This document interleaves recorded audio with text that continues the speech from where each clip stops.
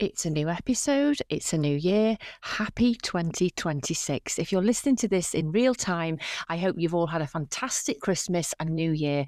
And welcome back to our podcast, We Are All Fine. And as we know, FINE is an acronym for flawed, insecure, nervous, and emotional. I'm Heidi Lester. I'm your host. I'm a counsellor and psychotherapist. And I'm really, really glad that you've joined me for episode 44.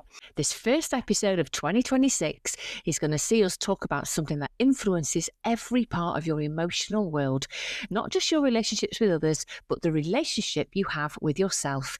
I am bringing to you emotional boundaries. And when I say boundaries, I don't mean those hard walls or dramatic confrontations. I mean quieter, powerful decisions that you can make every day. For example, the pause before you agree to something you don't want to do, or the moment you choose honesty instead of people pleasing and making sure somebody's okay at some kind of detriment to you, and the way you protect your energy when you're feeling overwhelmed, and the permission you give yourself to rest, to take the space, or just to walk away when others need more from you. That's what I'm referring to where we talk about emotional boundaries. And most people know that boundaries are important. We hear it a lot, but many struggle to set them without feeling guilty, some sense of fear, or a sense that they're doing something wrong. Now, if that sounds like you, this episode is going to be brilliant for you to listen to. Boundaries, they aren't about pushing people away. They're about showing up in a way that's healthy, grounded, and more importantly, true to who you are. So today, we're going to explore what those emotional boundaries really are, how to recognize when yours are being crossed, and I will give you some gentle, compassionate ways to begin strengthening them. So let's take a big breath in, let's make ourselves comfortable, settle in, and let's go.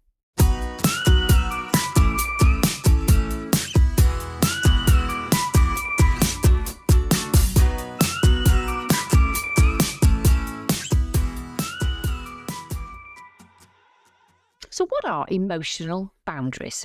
Think of them as this: invisible lines that will help protect your feelings, your energy, your emotional space, and your sense of self. They're not rules for other people. They're signals you give yourself about what feels safe, respectful, and manageable. Healthy emotional boundaries will help you stay connected to your true, authentic self without losing yourself along the way. They're going to create space for empathy, but also for honesty. And they'll also bring closeness, but with plenty of self-respect. I encourage my clients to see their emotional boundaries as something very special, very unique to them. See it as a guideline or a framework that you can create, and there's flexibility in these. You create those to remain your true self and to stay safe, emotionally safe, and that's what we're talking about today. Let's explore how weak boundaries show up. Most people won't wake up one morning and suddenly think, oh, my boundaries, they need some work. If anything, it usually feels like you are the problem, doesn't it? Like you're too sensitive, too tired, too emotional, or you might not feel you're coping very well. But weak boundaries rarely announce themselves clearly. They'll show up quietly in your body, your relationships, and the way that you talk to yourself. I'll share how I often find it turning up and appearing in the counselling room. The first thing I'm going to see is a chronic people pleaser. The person that's going to say yes when every part of them wants to say no. Their body, it's exhausted, but their mouth, it just falls out of them. Yeah, I'll do that, no problem at all. You might tell yourself something like, it's easy that way, or they need me and I don't want to disappoint anybody. That always comes from a mouth of a people pleaser. But often people pleasing, it's not about being kind. It's about keeping the peace, avoiding the conflict, or staying safe in relationships where saying no once might have felt really, really risky. I see it show up in emotional exhaustion from people who are feeling constantly drained, even if they've not done anything hugely physical. It's because they're carrying emotional weight that doesn't belong to them. They're absorbing other people's moods, worries, and stress, usually without realizing it. And they're going to be the one who listens, soothes, fixes, and holds everything together. And you know what that does when you're giving so much to somebody else or other people? You've rarely got space left for you. You will be emotionally exhausted. If people have got difficulty expressing their own needs, they won't want to be a burden and they won't want to ask because they'll think themselves too much. So, guess what these types of people do? They minimize. They say things like, yeah, I'm fine. It doesn't matter. Don't worry about me. I'll be okay. But even when something does matter and even when they're struggling, they still won't speak out. And over time, this is going to leave them feeling invisible, not because people don't care about them, they might do, but because they don't know what they need. They've got swallowed up by suppressing their feelings, not expressing. And I also see it in people who feel responsible for other people's feelings.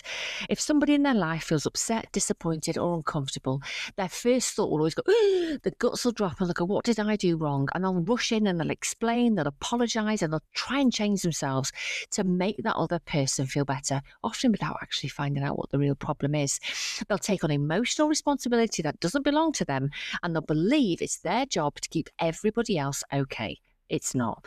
This often comes from early environments where harmony in the home or around you depended on you saying small, agreeable, or emotionally tuned in to others. I also see resentment. This is one of the biggest and most misunderstood signs of weak boundaries. Resentment builds when you give way too much than you have to other people. And when your limits get crossed regularly, not because people are cruel and they're thoughtless, but because they don't know where your line is. You're going to feel irritated, snappy, or quietly grumpy and angry on the inside. And then guess what? You twist it around and feel guilty for feeling that way. Never see resentment as a character flaw. It's your boundary system desperately trying to get your attention. And I also see this lots of times over explaining or over apologising. These people won't just say no, they'll justify it. They'll explain every single reason. They'll soften it. They'll apologise for apologising, and they'll apologise for having a limit as well. And it's if they need permission to take up the space, the rest, or protect their own time and energy. And I think this tells us something really important. None of what I have just said here suggests you're weak, selfish, or bad at relationships. It means you're learning, often through early relationships, family roles, trauma, social conditioning. You are learning that your needs were less important than keeping other people comfortable. But I will tell you this, I remind you regularly, your needs matter. They always have, and they always will. And these emotional boundaries that we're trying to create together today, don't see them as walls, see them as bridges. They show people how to be in relationship with you, how to communicate with you in a way that is sustainable and safe. And learning them, it's not about you becoming harder or tougher or mean or cruel.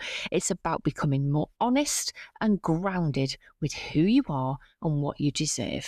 Let me share with you my 6 golden rules for helping you start strengthening your emotional boundaries. Rule number 1, you need to identify your emotional limits. So ask yourself things like, what drains me? What overwhelms me? What crosses my line? Think about your value system, your moral compass, and you can even draw this out actually, and identify what it is that you need. That's rule number 1. Rule number 2, you need to practice pausing. Before responding to anything, anybody, any text, any email, stop, take a breath, grab what you need to say, and that gives your mind time to catch up with what your instinct needs, what your values are telling you. The third rule, you need to start small. Start with the small boundaries. Even one little tiny no, or one little request for space, or one honest sentence. You need to start small to build up your confidence when you're building up your emotional boundary system. Rule number 4, trust your body and use it as a guide. If you're feeling tension, tightness, or heaviness in any part of your body, see these as boundary signals. Your body is trying to get your attention. So use it as a map. Tune in, close your eyes, dig down, just be with yourself for a few moments and just check in. What does my body need? What's it telling me? Rule number 5, you need to start allowing the guilt without obeying it. Guilt is a feeling often misunderstood and misdirected. It's not a warning. And often when you say, I feel guilty, you actually don't. So guilt will ease.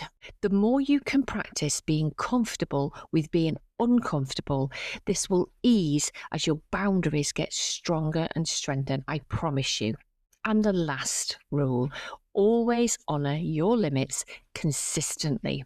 Every time you hold an emotional boundary for you, your body, your mind, and your soul, you are reinforcing your own self-worth. So here's something that you can try today. Close your eyes, take a slow breath in, and picture a moment this week where you felt overstretched or overwhelmed. Now, tune in and ask yourself, what boundary did I need in that moment?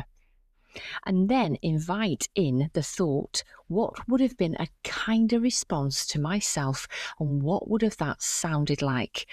And then think about how you can practice that next time and blend it in to your day. Now, this is where real change begins, always with awareness, honesty, and lots of self-compassion. Boundaries aren't about becoming harder. They're about becoming clearer with yourself and with the people you care about.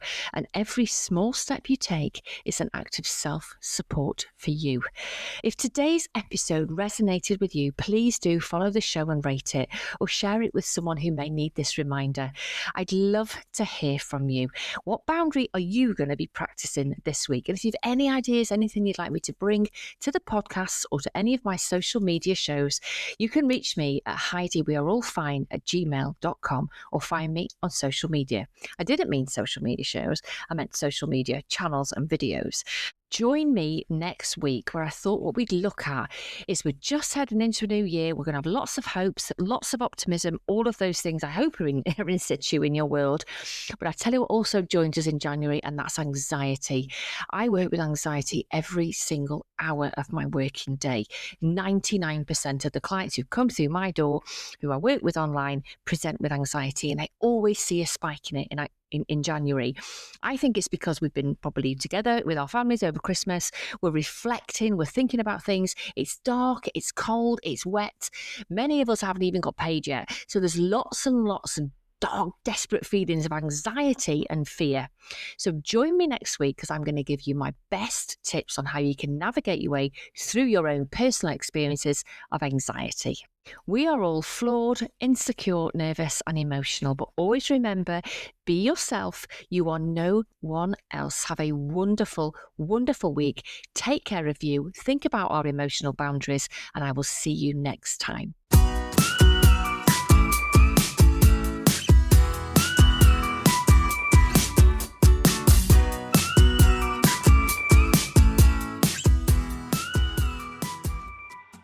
Finally, some important takeaways. The podcast is for informational use only and should not be used as a substitution for professional advice or for personal diagnosis. These opinions are personal, and I do not guarantee the accuracy of such opinions or information. I'm not intending to create a counselling relationship with you, and you should always consult a qualified mental health professional with any concerns.